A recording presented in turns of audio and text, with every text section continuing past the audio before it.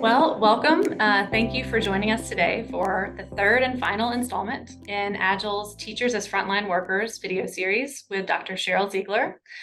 So far in the series, we have explored the factors contributing to the high level of burnout and stress in teachers on the job, and then the resulting sharp increase in teachers leaving the profession or choosing not to go into the profession altogether.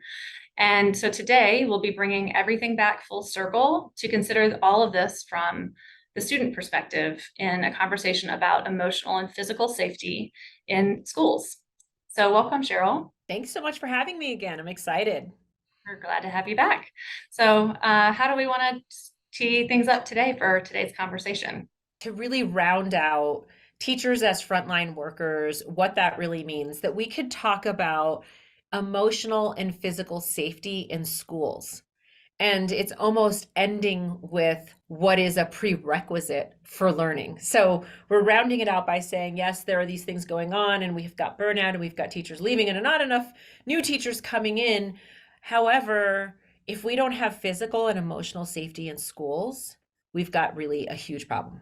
My experiences of seeing teachers as frontline workers, and I think if it were not for the pandemic, right? I'm always trying to find the silver linings, and there have been a couple of silver linings. There's a lot of darkness, and there's a lot of mental health crisis that we're dealing with right now.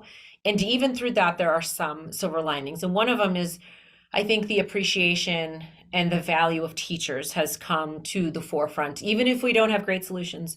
And even though we have many, many teachers that are reporting that they need additional supports, students need additional supports, there's high levels of burnout, all of those things are happening. I think in general, we as a society have a great appreciation for everything that a teacher represents and everything that the institution of education really means on elementary through high school levels in particular. So I really want to implore anybody who's listening to build upon that. We can't let what is happening, what has happened to us the last couple of years, end with more burnout, less resources, less creativity around solutions. So I know that I feel energized to keep shining a light on the great work that teachers do, on the great burdens that they have, as well as really to say we need to think bigger, and we need to think community, and we need to think outside of even educational communities and be more inclusive and tap way more into all that, again, from rural to suburban to, urban communities have to offer all around them, just right around them, houses and apartments that are all around schools. How can they be a part of the solution? People can find me at drsherylziegler.com.